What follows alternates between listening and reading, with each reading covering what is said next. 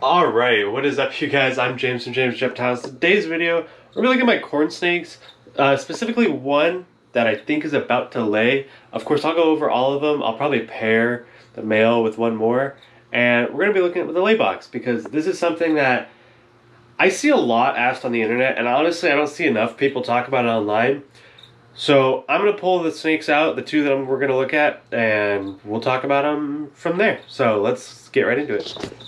Alright, so you immediately open up the snake enclosure and you see this. Now, what the heck is that, right? So, this is the lay box, and what people don't talk about enough is that snakes need lay boxes. So, you bred your snakes, you put them together 2 or 3 times, you saw a couple good locks, and that was about 2 or 3 weeks ago, and you can feel eggs in your female.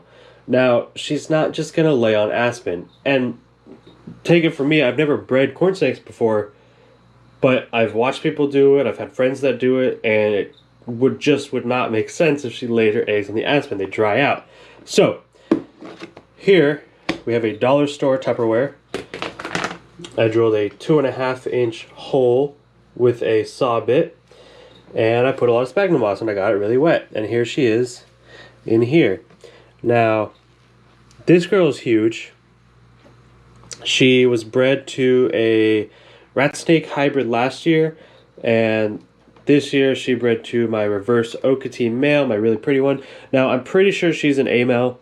We're not 100% sure. So when the babies hatch out, if they're all normal, we will know. Because if they're normal, they'll be triple het, albino, amelanistic, and Okatee. But then I'm also confused to how Okatee works. So Okatee might not actually be a gene. I always get that confused. But, same thing with the ball pythons we did a couple weeks ago. You can feel and you can see the eggs in her. Look at those. Look at that. Look at how bumpy she is. Those are all eggs in there, right? So she bred a couple times. She was the first one I bred like 3 weeks ago. And she is starting to get a little dull, which means she's about to go into a pre-lay shed. So I'm actually going to get my water bottle and put a bit more water in there for her.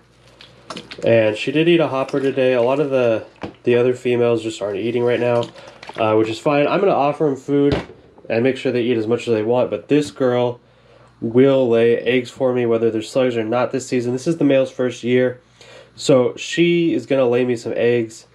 If she's the only clutch I get and they're all normal, that would suck. But that's the start, right? Then the next year I have a couple more going, and it just compounds every year. So this girl is like the foundation right now. She's my one proven breeder female.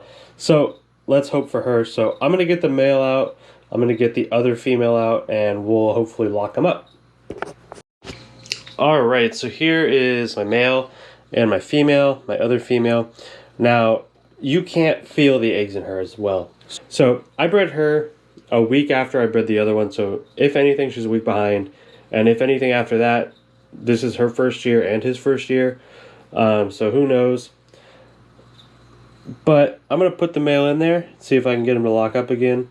If you don't want to go in the lay box, that's fine. I'll just put him in here. And I will watch him. And while I'm at it, I'm going to put the other pair back together. They've been together a couple times too, but why not, right? It don't hurt. Alright, so these guys are Gold Dust Straight Motleys. He's actually a het. Gold Dust, I believe. So I'm going to put them back together. And we'll close it up. And I'm just going to kind of watch them for a little bit, see if the two of them locked up. But the real point of this video was to show you the moist hide. As soon as you see that pre-lay shed, within a couple days max, she's gonna be laying her first couple eggs, and you kind of there's people who will feel every individual. There are people who will feel every individual egg in their snake, and now this girl up here, I could probably count the eggs if I really wanted to, but something you do want to look out for is egg-bound animals, which is why a moist hide is really good. It actually helps them to lay. It makes laying the process easier.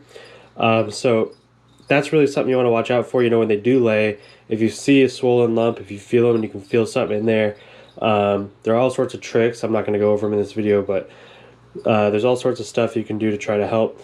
And just like that, I'm going to let them do their thing. So that's going to be it for today's video. Another short one. But I hope you guys like this. I did do 4 videos this week, so let me know what you think about that down below, and I will catch you guys in the next video. Peace out. Oh, and that twitching is them getting ready.